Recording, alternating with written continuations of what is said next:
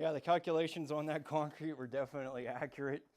I needed 18 bags, and I added a little bit of gravel here, and I didn't need to do that. But you know, the concrete doesn't have to be 100% correct, but this is about 1.25 inches.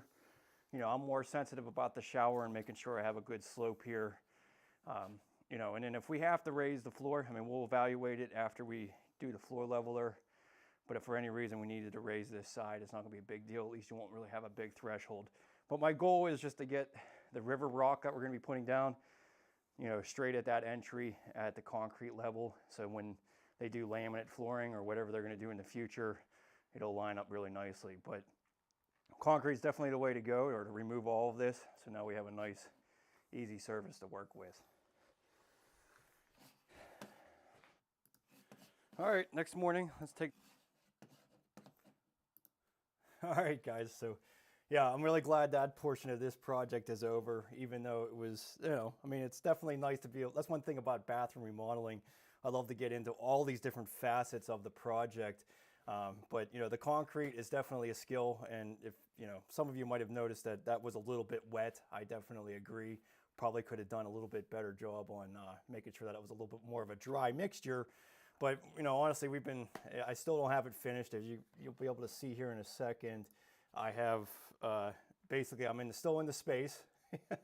So that's the finished floor with the curbless shower system. Now we're kind of going, you know, off schedule here. Last week we talked with Sal de Blasi on the system, or doing the mud bed, and we had already had the floor leveler down. So this whole series right now is going to be about the heated flooring, and that is something I definitely cannot live without. My family cannot live without. Once you have heated flooring on over a tiled floor, especially if you live up north like I do in Pittsburgh area, you'll just never go back. And on a basement floor, my goodness, it makes a world of difference.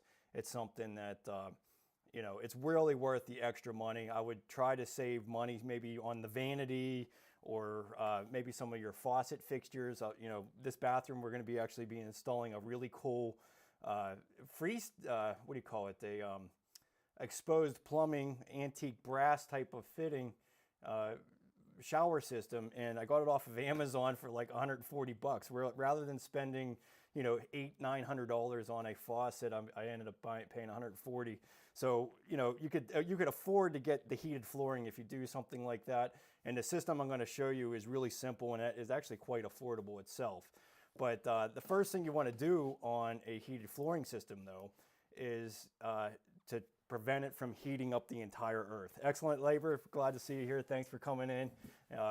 Winnie, Misha from Winnie Designs, both great. If you guys are on YouTube, you got to follow these guys. They do a lot of great, amazing content, and you know, we're all in it together as far as teaching or showing, you know, demonstrating our methods. So definitely check out their channels if you guys are on YouTube.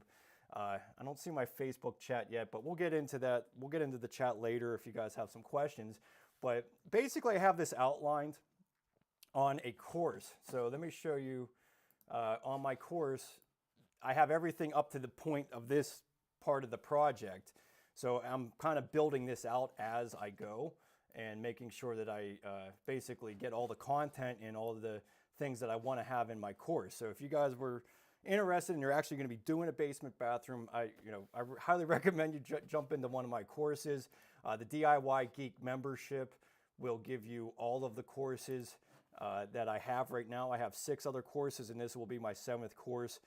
Each one kind of is interlinked. So if you have a different plumbing configuration, you know, I have it linked to another bathroom that kind of shows that demonstration. And as time moves on, I'll have lots of courses that will interlink to each other, and you'll be able to kind of pretty much get all the answers that you need for your bathroom, because every situation is different. Every bathroom has a little bit of a different layout, and especially when it comes to tile and all the different features you're put into it. So over time, you know, this DIY Geek membership, it basically includes all of my courses, including the basement bathroom, which I don't have finished yet, but once I do finish it, the price of the Geek membership will go up. But anyways, enough with the sales pitch. Definitely check it out. If you're really thinking about doing a basement bathroom, this is really going to help you out. So basically, each course goes through the entire process. If you watch my other live streams or watch some of my other videos here on YouTube or Facebook, you'll see that I go over the location and layout, the concrete removal, which is definitely not fun when it comes to removing concrete in an old basement. This one was actually really a really hardened surface, and it was took a lot of effort to get out. But I go through all of the rough-in plumbing, all the steps that I took to doing this. And again, every situation is a little bit different. So, you know, I do interlink some of my recommendations on layouts and other courses, along with a lot of guidance on the UPC and the IPC codes, so that you can try to, you know, effectively do this efficiently and properly for the most part. So the concrete floor, that's what we kind of already had finished. Again, I have the live stream and I have some YouTube on that, but everything's broken down into smaller captions here. We did the concrete floor. The framing I haven't really shown yet because I'm not finished with it. I want to kind of encapsulate all of the wall framing. And then here we are. Here's the heated floor, the cork underlayment. This is probably one of the most critical parts, because I've made the mistake in the past of not doing this in my own personal home, and the heated flooring will just stay on all the time because it's trying to heat up the earth. So a cork underlayment, which is just a 1/4 inch mat that you install, will make a world of difference. And you know, really seriously, it's an insulation. So even if you had an existing bathroom, a basement bathroom, or you have a patio home, and you're putting heated flooring down, you're going to want to put some kind of material like this so that you're not heating up your entire concrete slab. Now, I did do a 2-inch foam underneath of this, so you know, but I still didn't want to heat that whole 4-inch layer of concrete. And even the specs on this particular heating system only wanted you to be about 1.25 inches thick above their heated wirings. Otherwise, it just is not going to work efficiently. So let's get into this video. Now, let me see. Let me get this back out of here. And I have the cork underlayment here. So we're going to watch this video, and I'm going to try to keep an eye on the comments so we can discuss a little bit further, but we'll get into the some of the links and some of the recommendations on things when I get into it. So let's go ahead and try this. Hopefully this works out. All right, so when it comes to a basement bathroom, heated flooring is really important, because it's obviously going to be freezing cold to the feet, to your bare feet. So we're going to do some heated flooring underneath of this.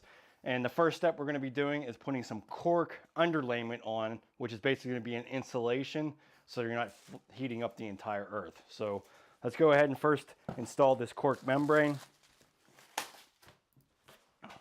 So this is just a 1/4 inch material, and it's just going to be like an insulator. So we did a 2-inch foam underneath of this concrete pad, but I still want to isolate the heated wires. I don't want to be heating up the entire 4-inch pad either, so that's why we're going about this. But if you just had a regular concrete floor and you didn't go to the extent of refinagling all the plumbing the way that we had to do here, this is still a great, you know, a great way to go as far as isolating the heated wires from the concrete pad. Patio homes or any other type of home that is built with concrete, this is the way to go.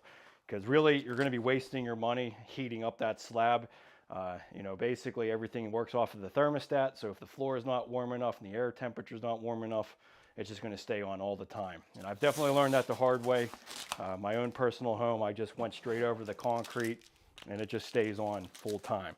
So we're just going to thin set this, and we're going to use a 1/4 by 1/4 inch square notch trowel to apply it. And if all of you have watched my videos, you know that the last thing I like to do is clean. So I got one of these bucket savers, and this is really going to be awesome because I'm going to be able to mix thin set in here, and I don't even have to clean out the bucket. Just remove the dried up stuff the next day. So I'm excited to use this. I've been wanting to use a lot because a lot of times I end up just throwing these things away, which I know is really wasteful, and I hate doing it. So this is going to be something I'm excited. I've been wanting to try for quite some time.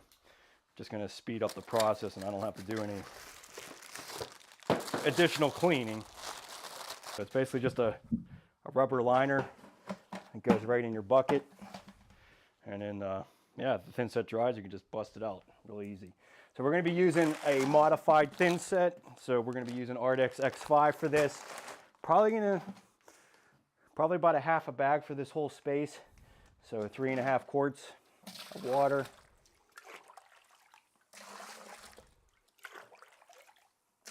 You want to have it at the wettest ratio, because we're just basically bonding this. We're not trying to set tile or anything.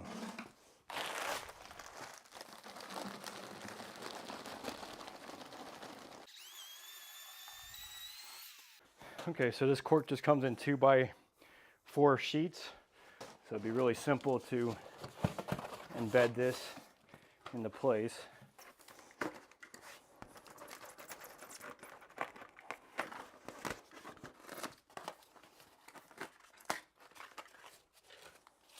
Okay, so like any tile installation, first thing you want to do is just take a wet sponge, wipe down the substrate, get any dust off of there.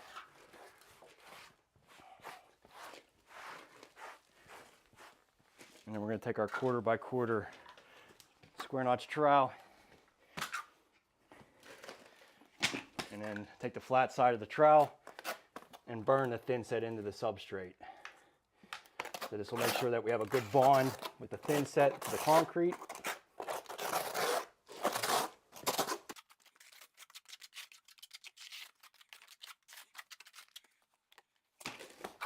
And then directional troweling.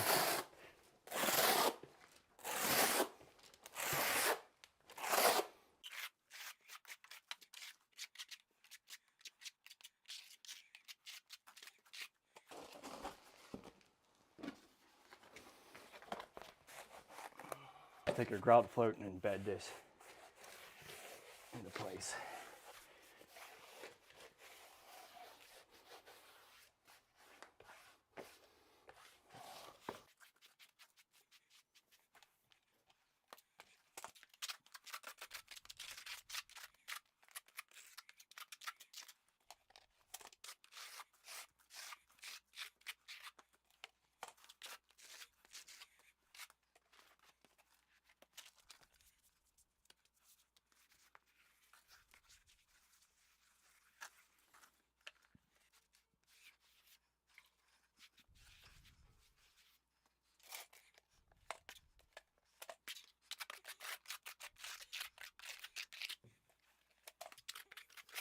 So we'll be going into the shower as well, because why stop at the main floor? You might as well heat the whole shower area as well. And really, I mean, these systems come in all different sizes, but really, I mean, the price isn't really that much different between a 20 square foot roll and a 30 square foot roll. And really, there are going to be some spots within the shower that would definitely not be heated. Even though you're turning on a faucet and you have warm water, there's still going to be areas that your feet could get cold. So I think it's a good idea to go ahead and just do the whole shower area as well.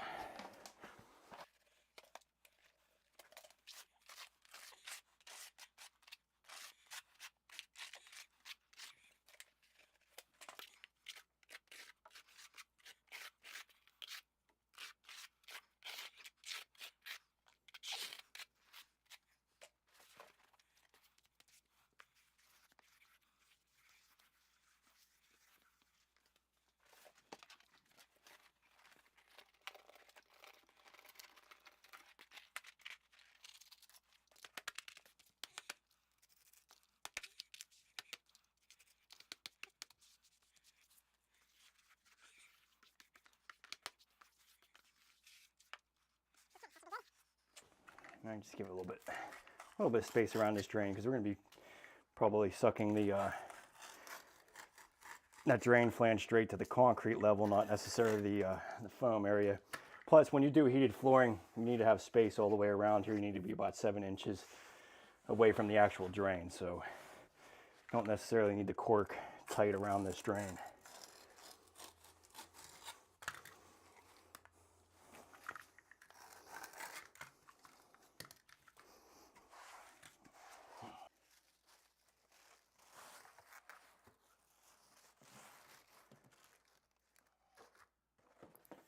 Okay, so it's pretty simple stuff. I mean, that's definitely, you know, it's very similar to using a lot of these other systems that have a click-in system for the heated wiring. Somebody asked me on here on YouTube, what's the difference between this cork flooring and something like the Ditra Duo? Really absolutely nothing in a lot of ways. It's just a heck of a lot cheaper. Let me just show you. Now, I don't have Ditra on here, but we can probably go on Amazon. I don't know if Amazon would have it or not. Let me just check. So, Schluter, oh, this wrong bar. So Schluter Duo. Now this, I mean, Schluter Duo is for going over concrete like this. So it's going to do exactly that. It's going to insulate the floor. And this is 21. So 32 square feet would probably be appropriate for what we're doing here because we have 32 square feet. So $500 for the heated wiring system. That's actually really not too bad. And I don't know if they came down price or not, but $500 for that whole system. And what this will do is allow you to click all the wires in there. So it does simplify like the installation of running the wires. But compared to something like what I'm using, which is this warming system in the mat system, basically a 30 square foot roll. I have all these links within my course. Let me see if I have, I think it was $289. Let me see if I have that down here. I don't know why I wouldn't have put that in there. I must just have their home site. You know, that must be in the next. Oh, here we go. So here's some pricing. So 30 square foot is $200. And then that includes the mat, the thermostat, and everything that you would need for that. But then the cork underlayment that I'm using here is $25 a sheet. So I only needed 4 sheets of that, so it's $100. That's $300. You're saving $200 doing it this way. And it's hard to say what the installation value is. I don't even know if they have anything on Ditra Heat on that, what the R value of their product is. I'll have to look into that. It's probably not much more than, you know, an R rating of like factor of 2. I can't imagine it being that. But that's a good question. I'll look into it. But I mean, you're still saving $200. $200 is a lot these days.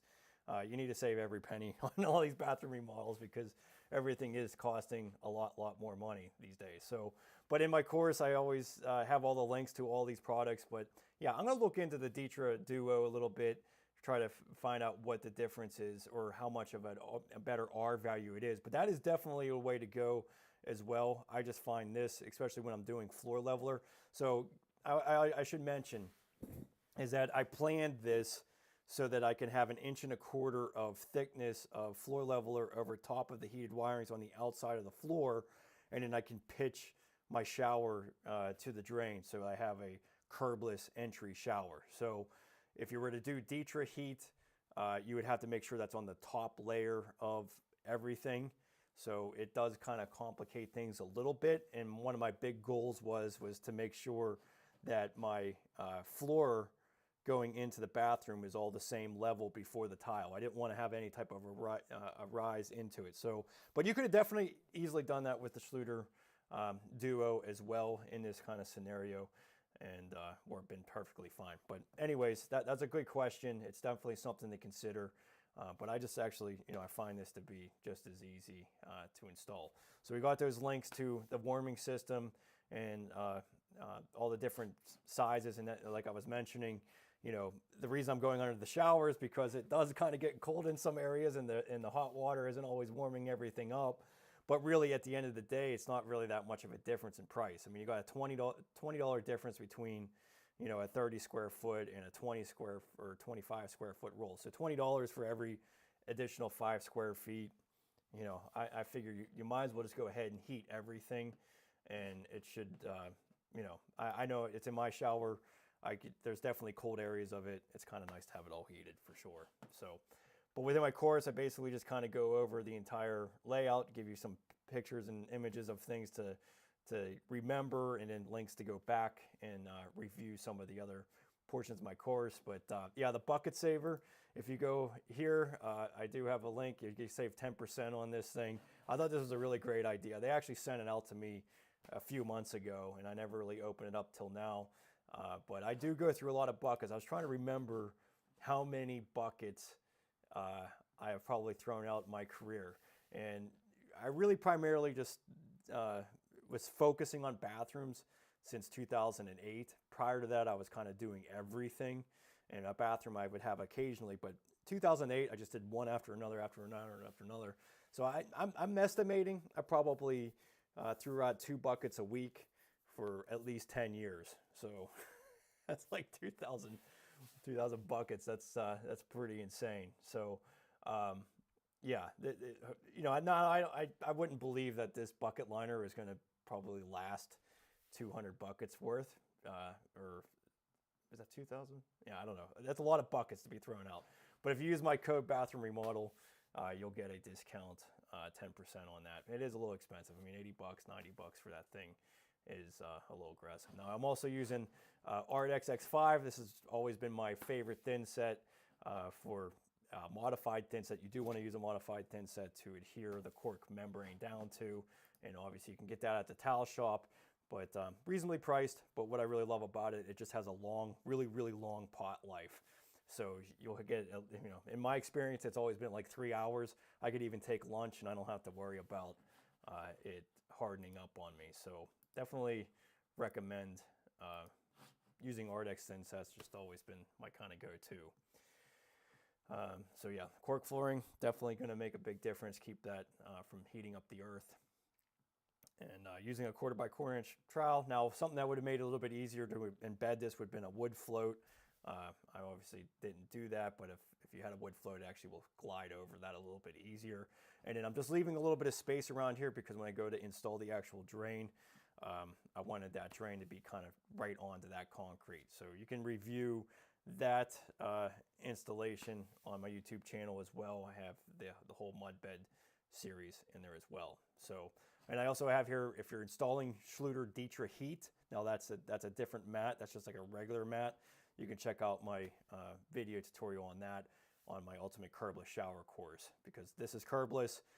There is some additional methods and different things you have to consider when you're using a Dietra mat that's going over everything, especially when it comes to the drain height and making sure you're setting that correctly.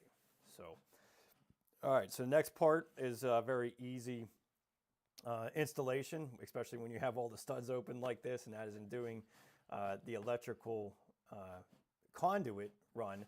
Now, this will vary if you are doing Schluter.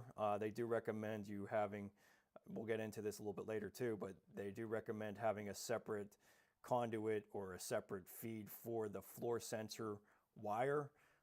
But in this particular system, you can put both of them all in one conduit. So just keep that in mind when you're watching this one here. So let's get this electrical box out here. And then, yeah, I mean, if you guys have any questions or, you know, want to make a comment, leave it in there and we'll talk about it after this. This is just another short little video, about 3 minutes, going over the electrical portion of this. Flooring, getting the prep for that. Basically just taking a 4-gang box like this, a metal one is usually kind of helpful because they make these mud rings that shrink it down to a single unit. So this gives me a lot more volume in here for all of the extra wires. So we're just going to set this here on this particular bathroom. Our door's here. We're going to have some switches here. There isn't a lot of room anywhere. So I would just advise, you know, locating the thermostat, you know, obviously inside the room, because that's what's going to be making the reading inside the room. But just somewhere that you're going to be able to service it or be able to check it out and adjust it. So we're going to put it right here. What I'm going to do is I'm going to make it about the same level as what I would make a switch outlet box, so 52 inches off the floor. So it's kind of tough to tell what the floor is, but we're just going to measure off the bottom of our 2x6, and then we'll just make it 52 inches. So that'll be the bottom of our box. It seems really high right now, but that's because we're still got a lot of floor level there and things to put in here. I guess we'll just take one knockout in the middle, because we're going to probably run our wires up from the top as far as heating, or as far as the power. But for right now, we're just trying to get this floor going. So Need an adapter to our 1/2-inch conduit.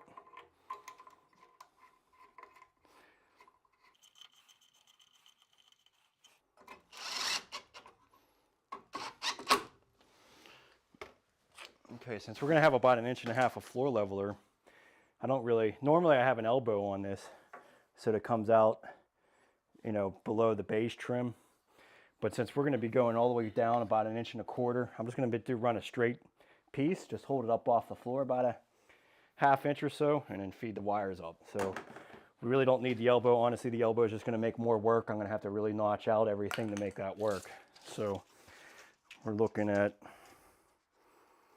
just as long as it's below the concrete level, we'll go 82 or 52 5/8.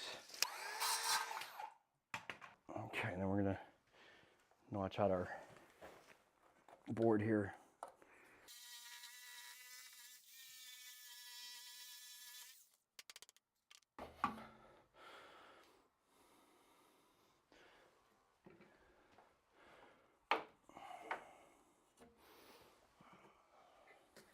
Okay, so I'm going to use this for my fish line. So this will allow me to pull those wires up.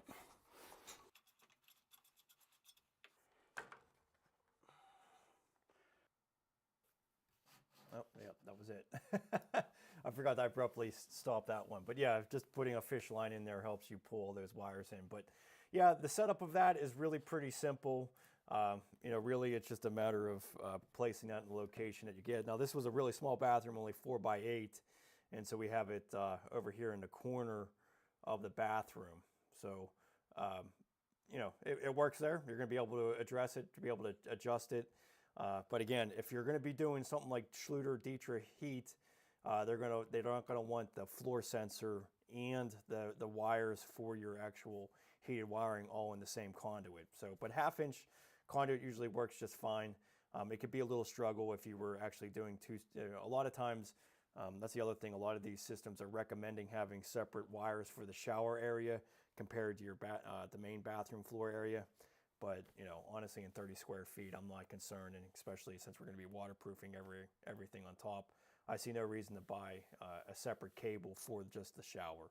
I guess their thought process there is that if something happened, you can always just remove the one for the shower, and then you still have floor heating on the outside of the floor. So, but either way, I mean, I have all the links to these things in my course as well, because it can be sometimes confusing as far as you know, what to buy. So that's kind of what I'm trying to do, is simplify things so you can get you know, the 4x4 or the the 4-inch by 4-inch gang box, be able to purchase that, and you know, be able to easily find these things. So and a lot of this stuff, I mean, you could just pick up at the regular box stores as well. So, but having that bigger box definitely makes it easier to fit all the wires in, and then making sure that you get your conduit pieces to be able to fit everything. So this is a really streamlined, simple process, but it definitely is a little bit more complicated if you have an existing bathroom with existing walls, and you have to try to run conduit and something with some kind of existing wall. That's one nice thing about this basement bathroom. It really it makes it so easy, because it's like new construction essentially. It's definitely a treat for me. I'm usually renovating these old bathrooms and trying to deal with old walls and old structure, and so it's definitely a nice treat to be able to you know, do something that's kind of new construction based. So well, thanks BZ on YouTube. He says NFL draft and BRT split screen. Appreciate it, man. So we're going to get into the next part, which is just the layout and the testing of your wires. You definitely want to do this before you actually start rolling out the wires. You want to make sure that everything is functional, and if there's a problem, you want to be able to get a new mat before you go putting this on. You want to be putting all this time and effort into this and then have something go wrong with the actual wires. So let me show you this video here. This is just setting, or oh, I'm sorry, that was not testing the wires. We want to do, well, we do want to test the wires. I'm sorry. Yeah, test the wires first before you set the wires, and you have to do multiple testing. So you want to do them after the walls or after all your underlayments are on, and test it again. But I want to go over it before we even start rolling out the wires to make sure that this is fine.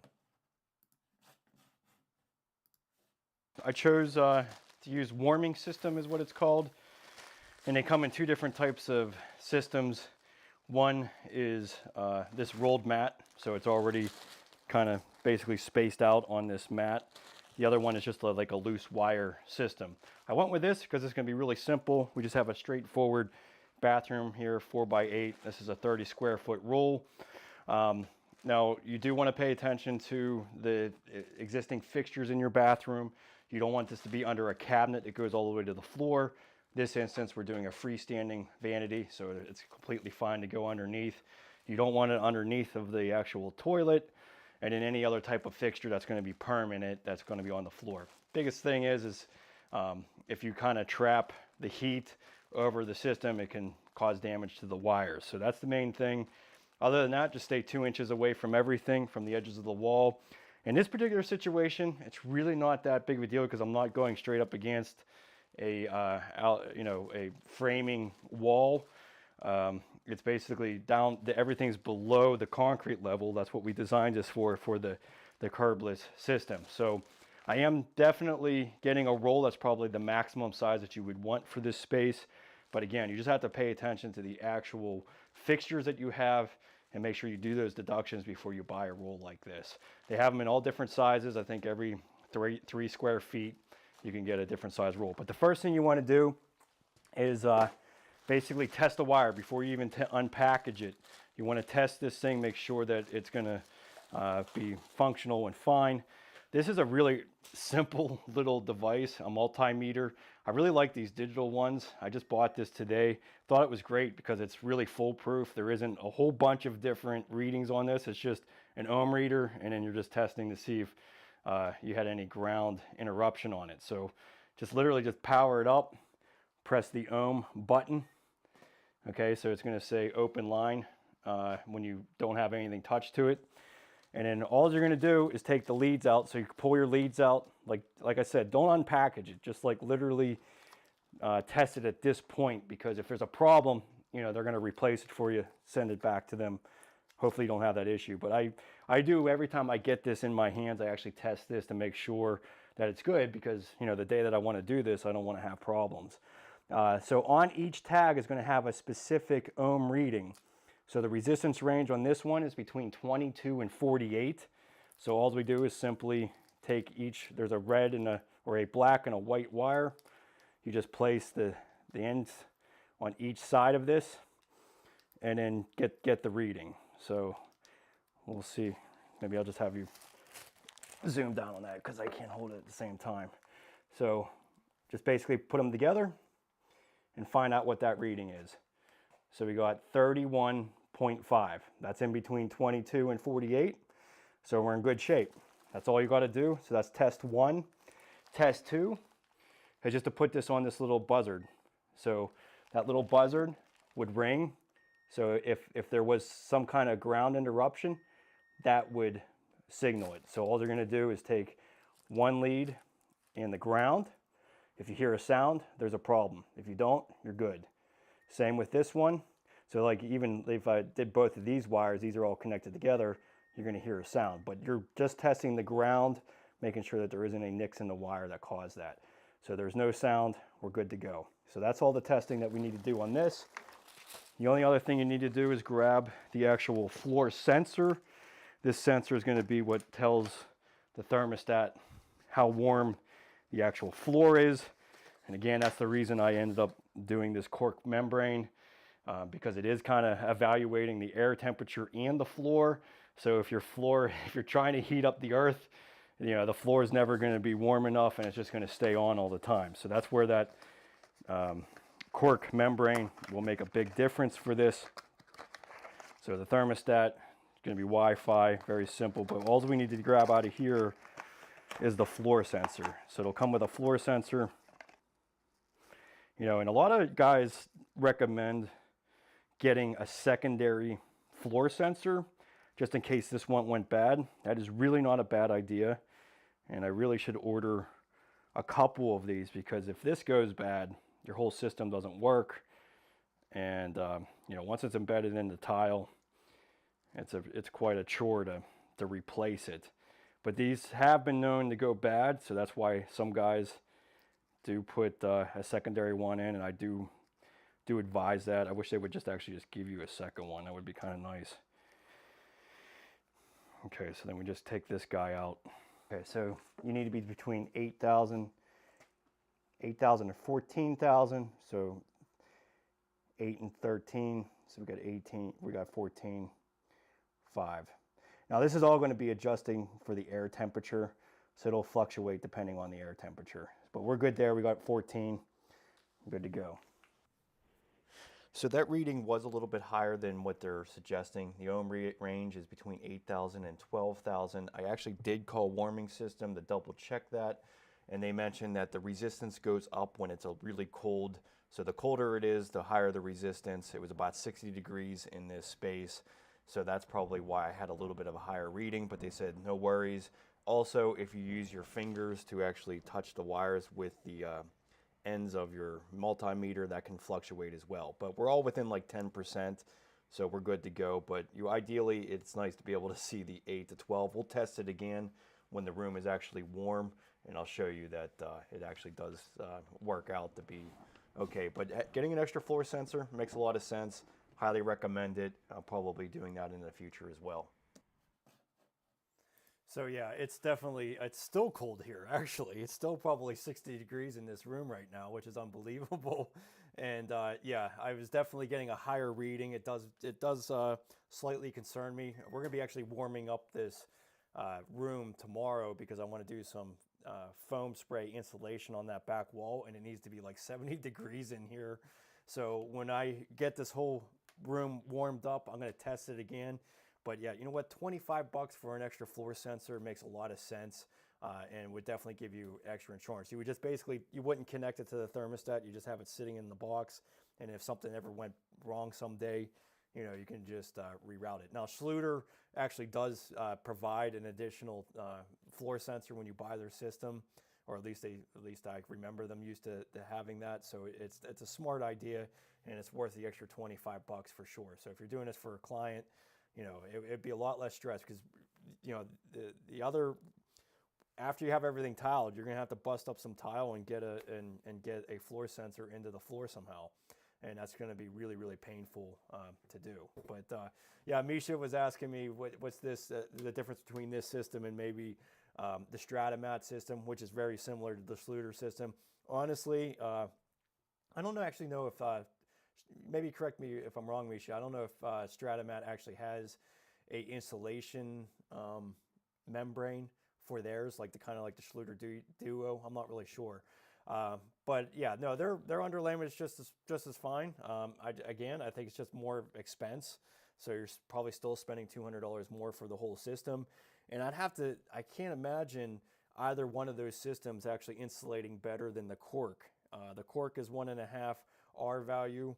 I would struggle to believe that the Duo or Stratamat would be able to insulate that well. And that's not even really that great of insulation, honestly, but that's also why I put 2-inch foam underneath of it as well. So yeah, so yeah, I don't think they do the Stratamat. Now, the other thing I thought Stratamat had was it wasn't waterproof. So I mean, if you did Schluter or the Stratamat type of system, you're gonna have to put a membrane over, you know, at least the very least of your shower area. And I would argue in a small bathroom like this, you probably want to waterproof the entire bathroom on top of that. So that's the other thing that's kind of like not so great about it, is that you would you would need to basically put a blanket over a sheet membrane over top of it. So again, a little bit more expense. So that's where, you know, for $300 for this entire system, you know, it's a pretty good deal in my mind. But yeah, this little tester thing here is so much easier than a lot of those cheaper multimeters that have a million different readings. Now, you know, if you understand all those other type of readings on those other meters, then, you know, go for it. But I thought this was super simple, because it just, you know, it's the ohm reading and it's the ground that you're checking. So I don't know, I loved it. And we'll definitely test out that floor sensor once I get this completed. Now, the other thing I want to mention, and you'll see me mentioning this again in my next video on setting the wires, is that I definitely maxed out my floor area. I should have probably most likely bought a 25 square foot roll just to give myself a little bit room. And plus, you know, you don't really need to be heating all the way up against the walls anyways, especially underneath the vanity and things like that. I am doing a freestanding vanity, so I could still go underneath of that area. It's just the cabinets that go all the way down to the floor. They don't want you to having that on there. Same with the toilet. You definitely don't want that. You don't want to have the wires too close to your wax rings, which I don't really use wax rings all that much anymore. I'm primarily use foam gaskets, but the thought process there is that it could cause a problem with that. Now, in this situation, I'm doing like 1.25 inches of floor leveler. So at the end of the day, I don't think any of that's going to really matter for the most part.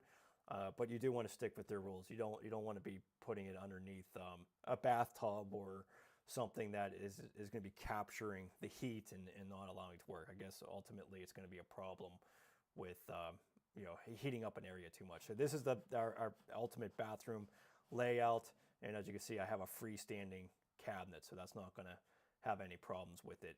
Now, I did do the mat system, and I'll explain this again in my next video, but I did the mat system because they already has all the wires kind of spaced out for you, and it kind of makes it a little bit easy and a little bit flatter, or just less troublesome to actually set them. The loose wire system is actually even less expensive than the mat system, so you can even save 30 bucks if you just want to route it yourself. And with the amount of floor leveler I'm putting over this, this cable system probably would have worked out just fine. So, Josh, you're asking me on YouTube, can you cut the mat? No, you cannot cut the mat. You can basically unfold it and move it around, but you cannot cut the actual wires. So that's the problem. When you get too much wire, it becomes a problem. So just like here, this is the method of you alternatively moving it. And really, you could take it all off the mat if you wanted to. And you'll see that in my next video. I actually do that. Because I did have probably a little too much wire. Again, I should have probably went with the 25 square foot roll. It probably would have been better. But this is the loose wire system. They give you these little cable lines that you can kind of fish things through. Honestly, I do like the complete loose wire system. It just gives you more freedom. But having it on the mat does space everything out pretty nicely. So, and again, we're talking about 289 bucks for a 30 square foot roll. I wonder why it's so much more for that one. $219 for a 20. Oh, okay. They do have a 25 square foot roll. They're just not showing it on Amazon. So, but this tester for 50 bucks, highly recommended. It's Cobalt, so I guess you can get them at your Lowe's store. I couldn't find it on Amazon, but it is at Lowe's, and it's pretty cool. And then, yeah, just paying attention to those ohm readings so that you make sure that you're within reason on that. And yeah, that's it. So really, you could always just jump into this course when you actually get into the project and just kind of refreshing your memory on what needs to be done and move on with your project. Now, one recommendation I probably would make that, unfortunately this multimeter doesn't do is having these little gator clamps. These would be nice to have on there. It'd make it a little bit easier to actually clip onto those wires and get a cleaner reading. Because if you're using your fingers, you actually are kind of screwing up the reading a little bit. So that's just a suggestion. Might be not a bad idea to do that. And then again, buying an extra floor sensor. I'm definitely going to be purchasing a couple of these because you can use these floor sensors. From what I understand, all these thermostats that are made for Schluter, for Latacrete, for most of these systems that you find on Amazon or online, they're all made by almost the same manufacturer from what I understand. So all these floor sensors are going to work in any of the systems that you buy. So I'm going to probably buy a half a dozen of them, have them on hand, and just throw them in. 25 bucks is some pretty good insurance. And I might even order one today before I actually do the tile. Because once I warm this room up tomorrow, I'm going to retest that floor sensor and make sure.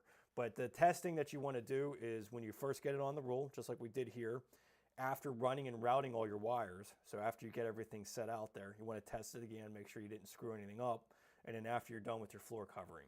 So those 3 tests will keep you in good hands on that. So Next part is setting the actual wires. So let's get that video here.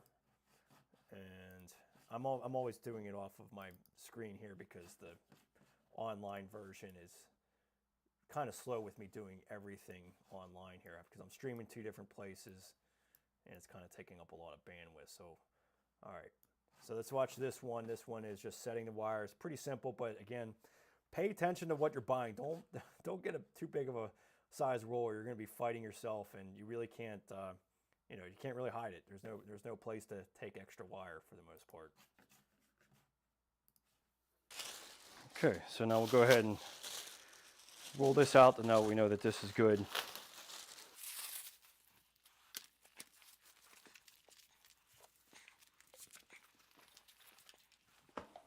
Okay, so we'll just take our floor sensor and our wire, and we'll fish it up through our conduit here.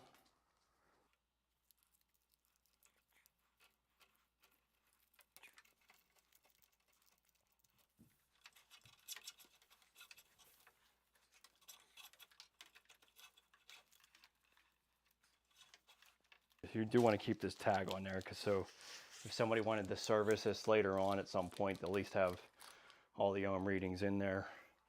But we'll just tuck this in here for now. So I always thought this was a really cool feature of this system, is they give you a little sensor on here, and then you can just attach this to your wires, and it kind of indicates if you did anything wrong, if you nicked it or did something. But it's just a little sensor, and it'll make a little sound if you nick the wire. So if you somehow cut the wire, it's going to let you know while you're installing this thing. I thought that was like a really nice extra piece of insurance. Simply just connect the 2 wires into your line 2.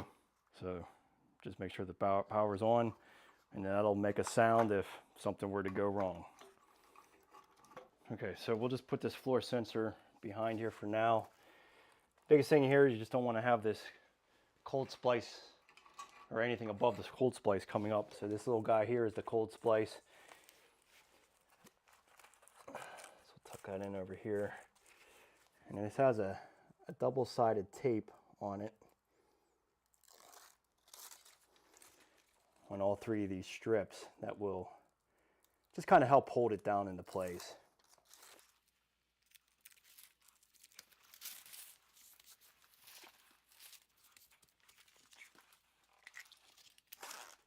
You can just simply cut the strips to move this around. Just be careful you don't hit the actual wire.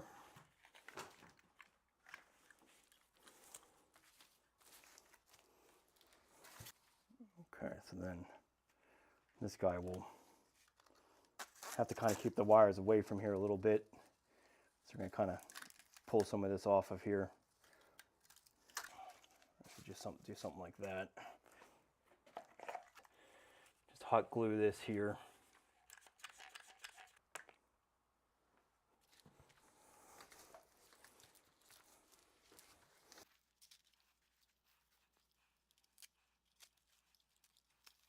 This mat is merely here to just set the wires.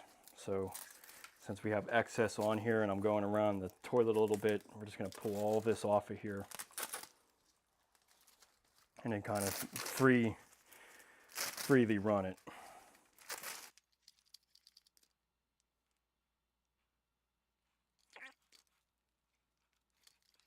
You can see all that extra wire I got there.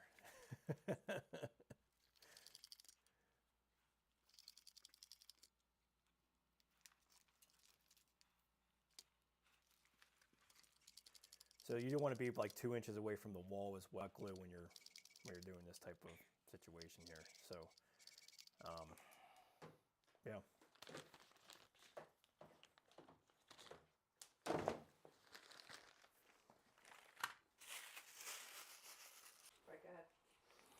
Okay, so this floor sensor, let me just pull a little bit more out of this. You just want to put this somewhere in between the wires and somewhere that's away from, underneath any type of item. So we'll just stick it right in between here.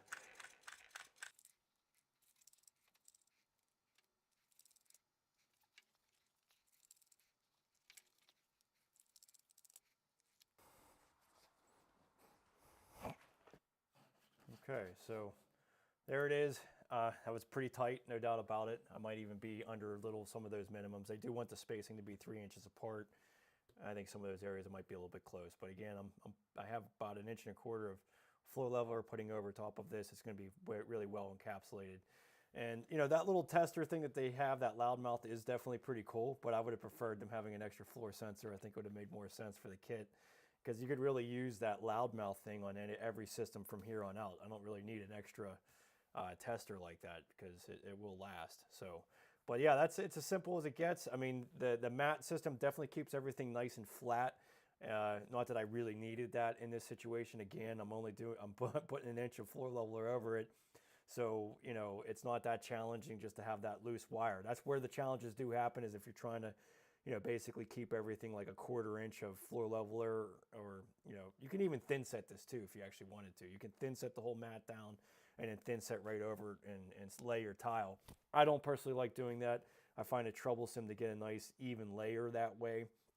So even if I was doing this on a second floor bathroom, I would still be planning on adding 1/4 inch of floor level over the entire area.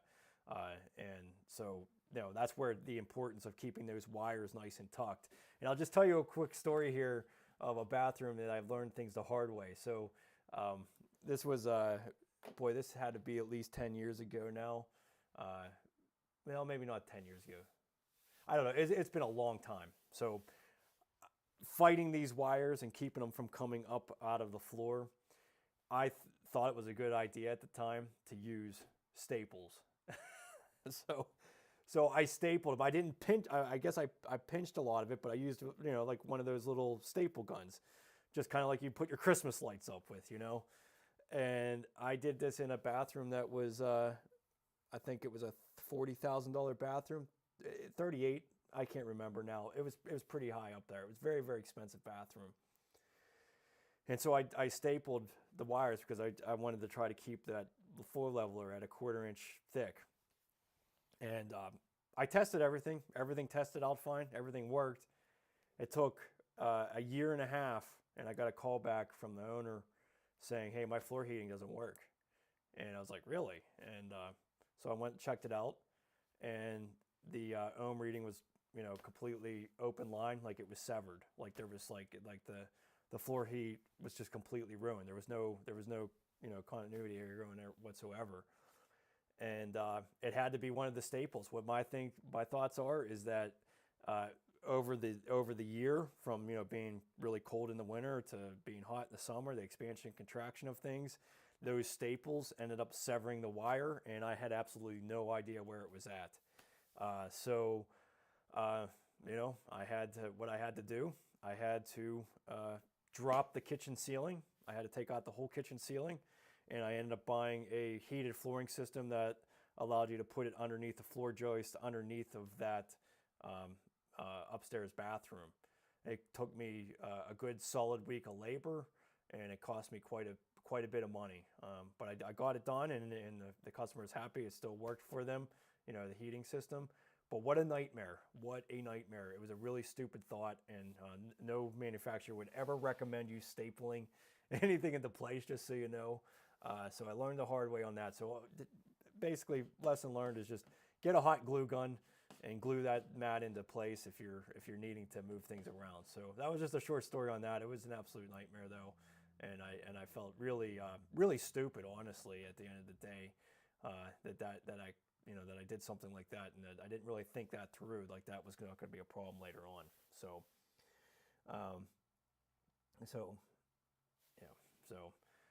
and JD on Facebook, how long do you before you could turn on the system? So I believe they want, you know, it's basically for the tile installation for the most part. So typically you want to have that floor leveler and everything cured, and your flooring cured, and your grout and everything cured. So usually about a week after your tile setting, then you can go ahead and turn on the floor heat and shouldn't have any issues.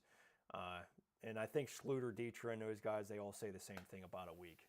So, how long? Yeah, no, it worked for the full first year of the winter that I installed it. So I installed this bathroom in, he was asking me when did this, how long before I had an issue, and it took over a year and a half before I got a call back saying that the flooring system didn't work. Now they do have a technology, I guess, that can show you how far out on a wire there's a cut, but you'd have to have a very good picture, which isn't a bad idea. I should actually mention that in my course here. Take a picture of your wire setup after you're done. I obviously have video footage of all of this stuff, but if you take a picture, at least you know where your floor sensor is, and then if you had a problem later on, at least you'd be able to kind of problem solve with the image that you have, and maybe why something didn't work, or the manufacturer will say, hey, that's the point of where your failure was, type of thing. But most of the time, if there's something wrong with the floor level or the heating system afterwards, you're pretty much kind of screwed. You kind of have to redo it all over again. In my mind, I guess they do have some kind of sensors that can show you where a cut is, but in my mind, you're definitely just replacing it at that point. So yeah, no, JD, definitely not. It wasn't as soon as they got a full winter out of it. So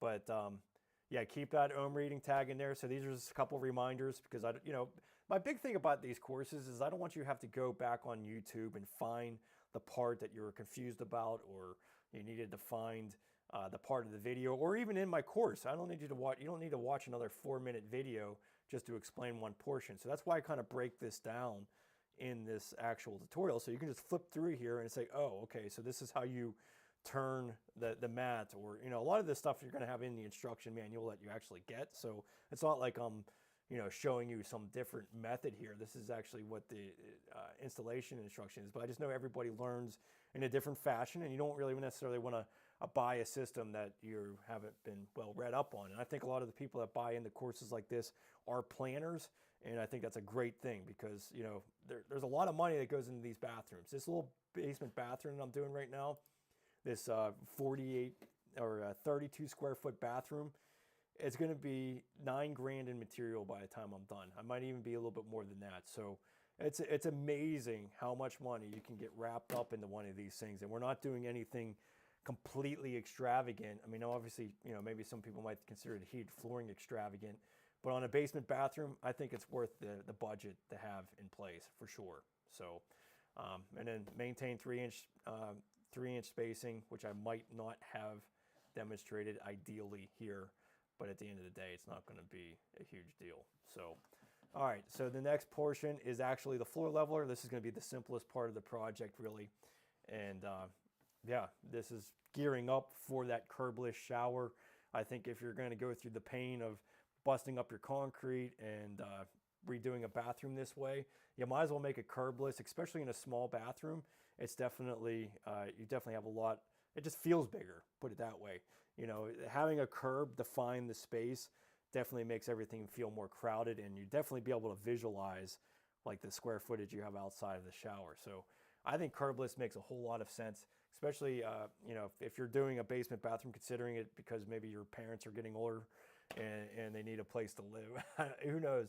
I think it's just good to have a curbless shower so that you don't have to step over everything. It's easier for all types of reasons on that. So let's watch this video on floor leveler. So let me get this other floor leveler out, and this will be the final video tonight. So if you guys have any additional things, or if you want to just chit chat about your own project that you're working on, I'd love to. It's always awesome to see the guys that are following and the project that they're working on as well. So we'll watch this one, and then we'll do a little bit of Q&A and call it evening. So we're going to be floor leveling. So whether it's new concrete, whether it's plywood, or even going over this cork flooring, it's a good idea to prime everything prior to self-leveling. So like I said, even if you're going to be putting self-leveler down and you put more down, you always need to prime this on top of it. It just prepares the surface. So I'm just going to use a brush, and I'm just going to work it into the substrate underneath it here, and then we'll have to let this dry for a couple hours, and then we can go ahead and pour our floor.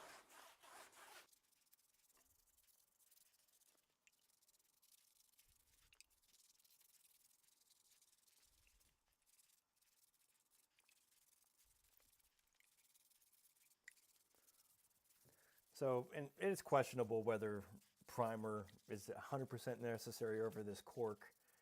I honestly... Okay, so we'll be doing a mud bed around the shower, so we don't really don't have to prime there because we'll be thin setting over top of this. So, but yeah, just let this dry, and then you can go ahead and pour the floor leveler over here, put a little screed board across here, and then make sure that's 100% level, flat and level over here. And it will take a couple hours for that to dry. So, okay, so floor leveler. This is going to be the simplest part of the whole process. And the main reason I'm using floor leveler is just because of the ease of being able to pour it over this and get a nice flat surface.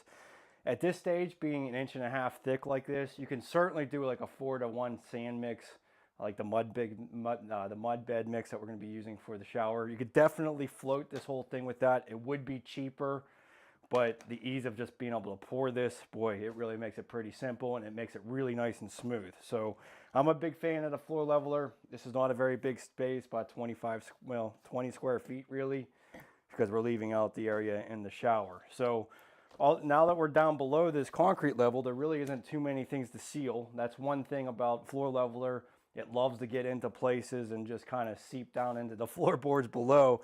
But since we're on a concrete level, there really isn't anything to seal other than the board that we're going to be holding in place. So let's first get our indicators here, because the thing about floor leveler, it doesn't just go to level. You kind of have to agitate it to get it to where you want it to be.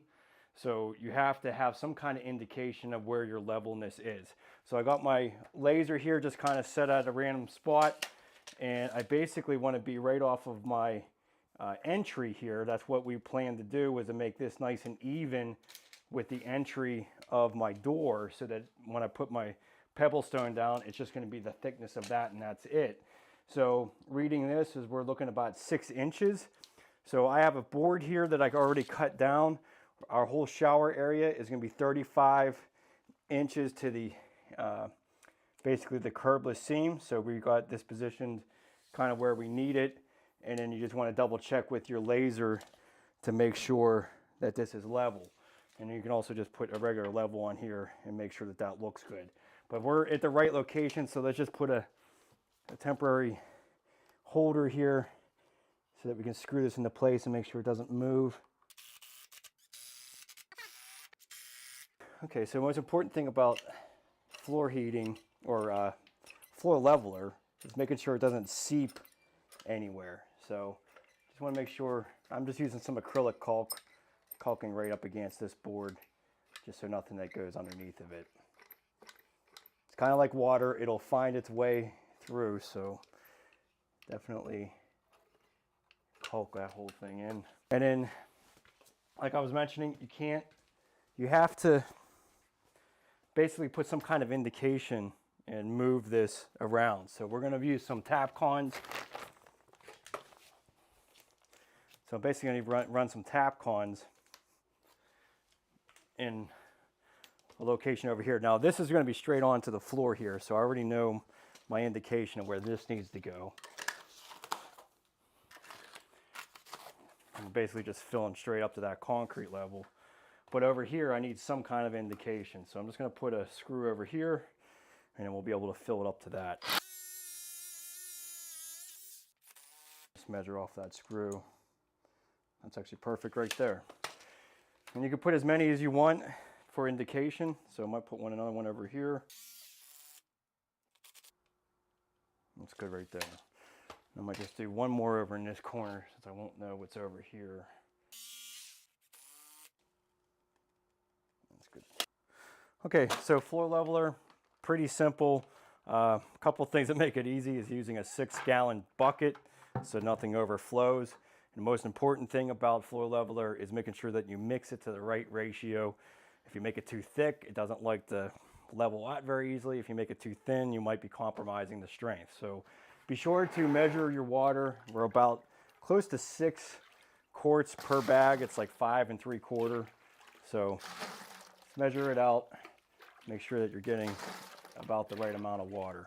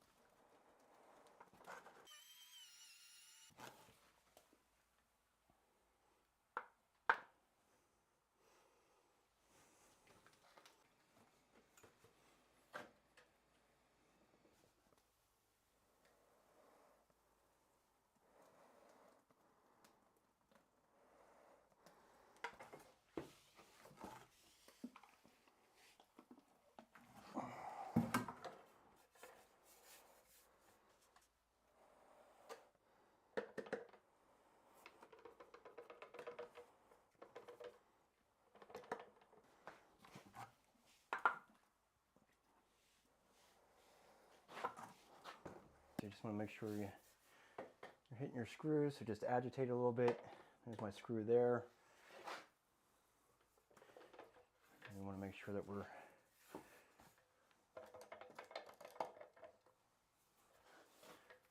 filled up over here. Let's still use a little bit.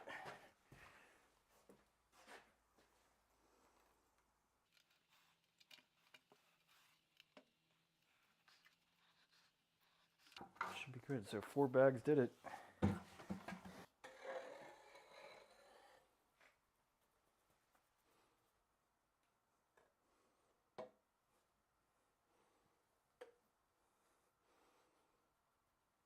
That should be good. So we'll set that up and we can just do our pan. But floor leveler is definitely a lot easier than trying to screed all of this out.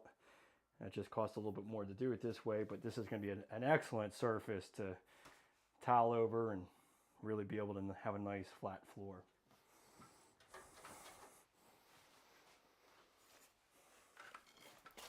Yeah, so Larry on YouTube asked me a good question. What's the maximum thickness over the wires? So yes, the warming system actually specifically says 1.25 inches. So I am maxing out my thickness here, and I think that's primarily just because of efficiency and making sure that you're heating up the floor and getting that actually warm tile floor feel. So 1.25 inches is the max. I'm also almost maxing out what custom quick level is, that they say up to 1.5 inches on thickness on one pour. So you could, if you needed additional layers, you can do it, but you have to be with 1.25 inches only over top of the wires, and then the maximum for quick level is 1.5 inches.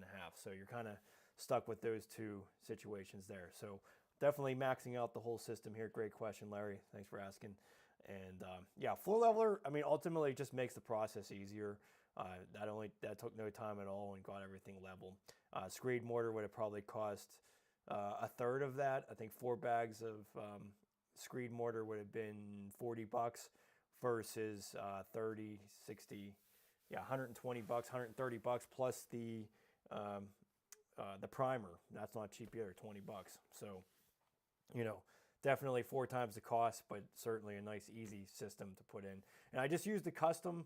Now, when I do go over like a plywood subfloor, I do like to use Ardex liquid backer board or a more high quality premium floor leveler, you know, and I'm just saying that because, you know, you want to have, when you're only going like a minimum thickness, like a 1/4 inch or something like that, I have more confidence in something like Ardex than I do with custom building products and a couple of the other brands out there. This is a lot more grainy. It feels a lot more like a Portland cement mixture. The Ardex stuff is just like extremely fluid, and you could just tell it has I don't know, there's something about the latex polymer feel to it that it feels a lot stronger than what this stuff is. But this stuff is totally sufficient to get at the big box stores very easily.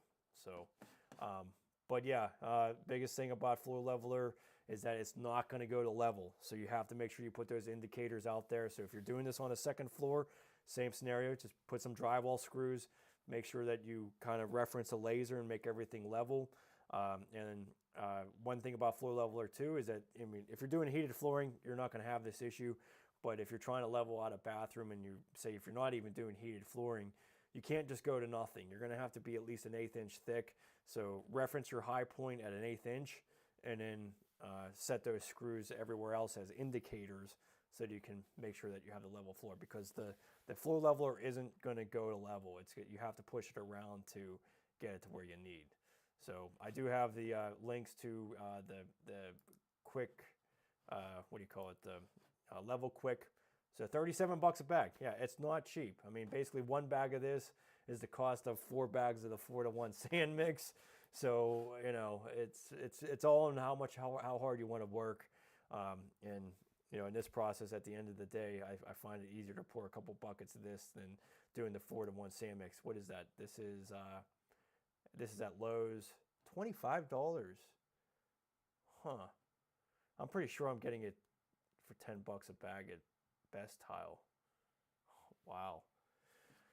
Prices always keep going up. That's crazy. $25 for a 4-to-1 sand mix. That's ridiculous at Lowe's. I'm really surprised by that. So maybe it wouldn't be that much cheaper if that's what they're going to charge for Portland sand mix. That's crazy. But you still have to get the primer. What is this, 20 bucks for 1 quart of this? $10. Okay, so that's not too bad. That's a lot cheaper than a lot of the other types of floor levelers out there. And again, it might be questionable whether this actually had to be done over cork. You know, the manufacturer, I'm sure custom building products would probably say yes. But ultimately, I wouldn't think that you would really have much of an issue. So, yeah. So, and then, yeah, this is just basically a blocker for the shower. Makes it pretty easy. You know, I picked up this laser the other day. I had my DeWalt laser was completely covered in thin set, and I just got irritated with it. And I ended up buying this one off of Amazon. This actually was a really good deal. 130 bucks for this thing, and it works just as good. I haven't seen any. I mean, the laser is just as strong, and it's basically a third of the cost. DeWalt, I think, was a 400. I paid 500 bucks for that, and so this is rechargeable, all the same type of thing. I think it's rechargeable battery. Oh no, it's for battery indicators.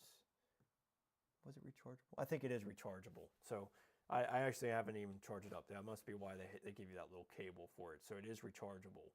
But 130 bucks, man, definitely worth it. I was really happy with it. I started seeing a lot of other contractors like on Instagram and stuff using it.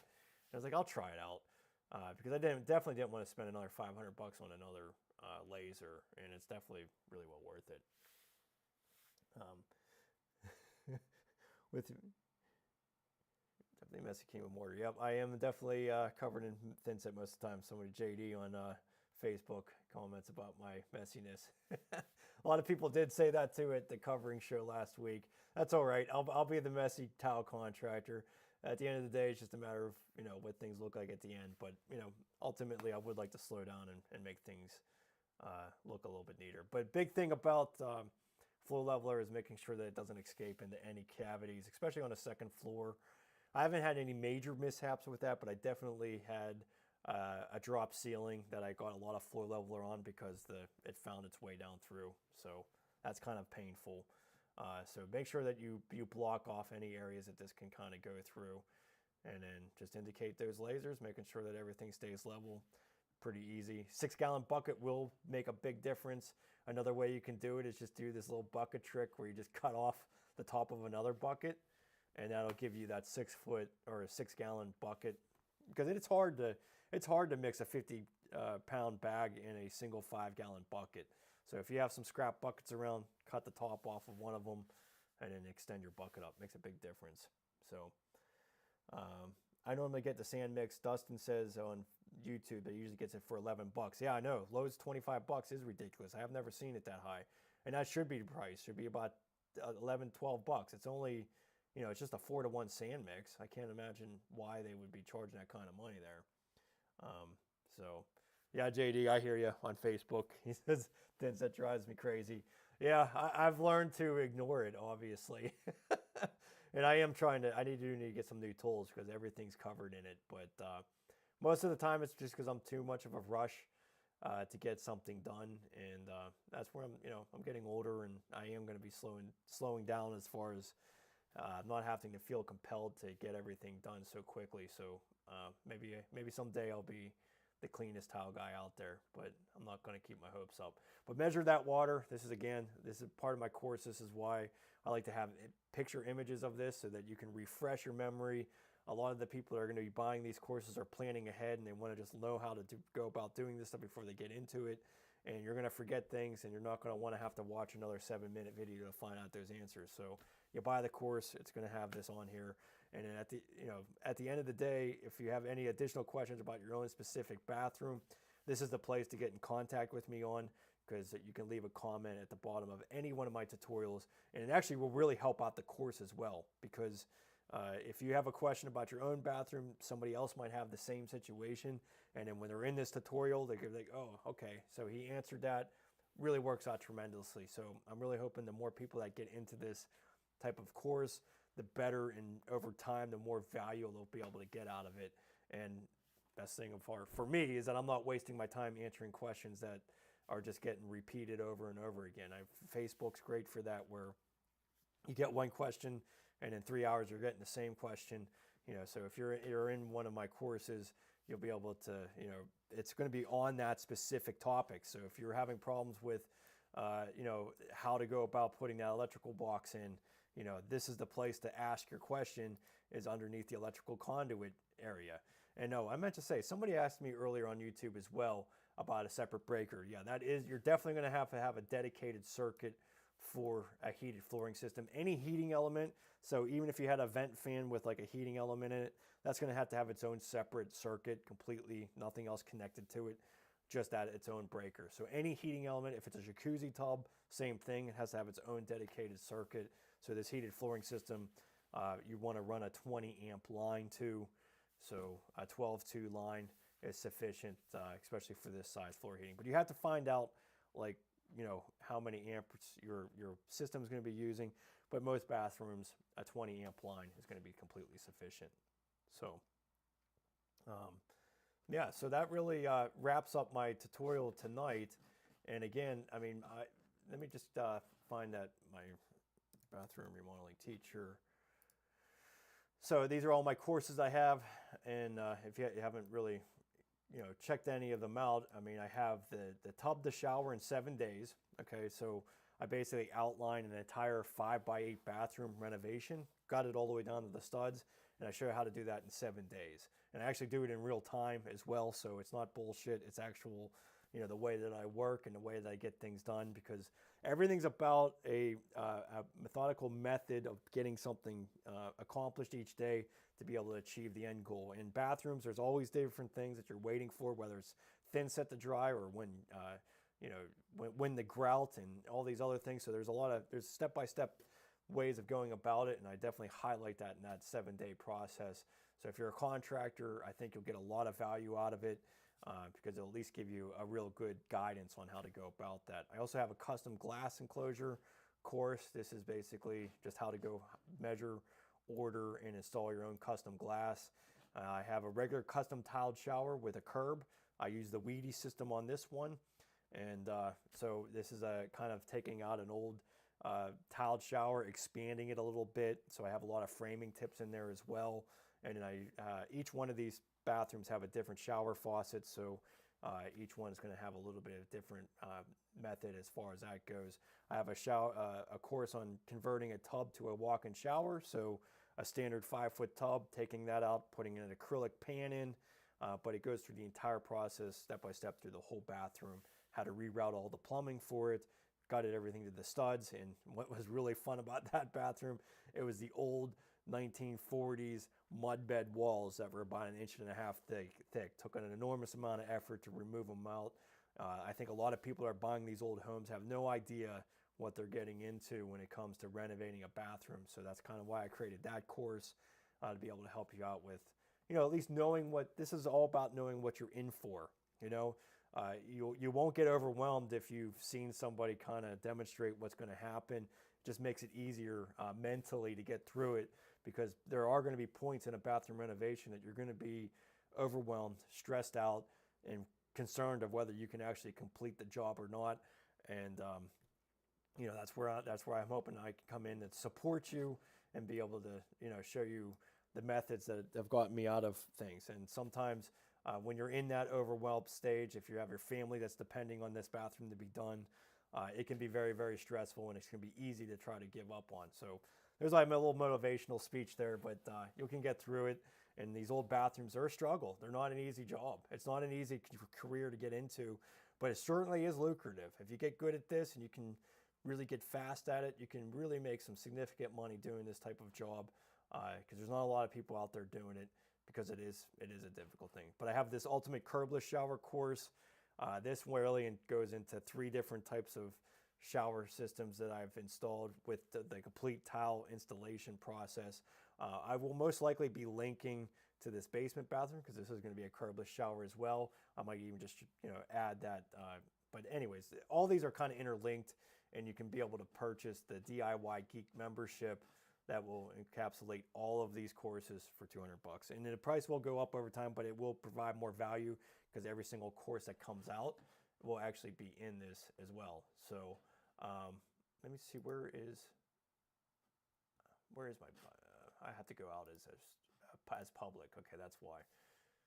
I'm viewing it as my own administrator here. So these are all the courses, but then yeah, this DIY membership, you can get all the courses bundled together, and I'm most motivated to help out with that. So anyways, there's my spiel on that. But my hope is that if you're watching this now, you're planning ahead. You're really trying to consider what to do, how to do things.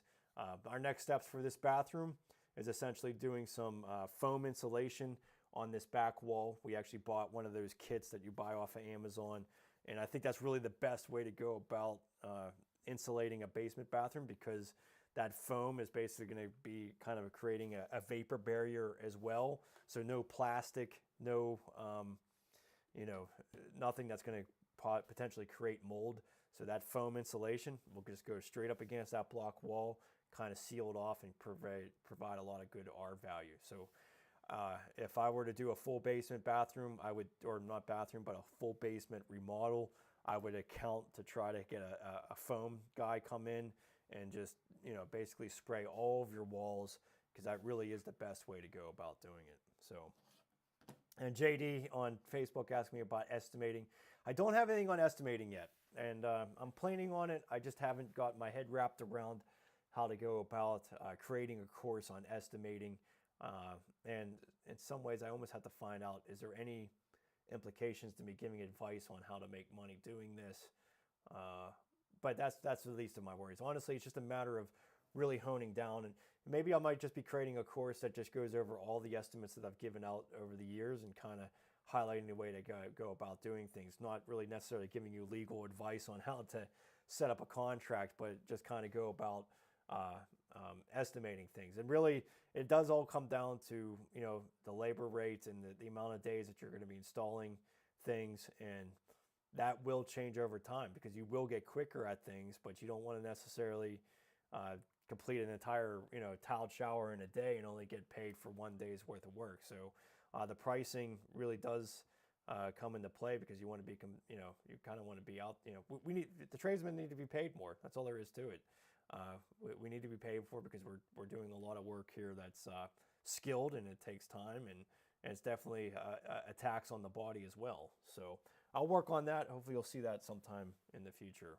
So, but yeah, almost 9 o'clock. We're getting past.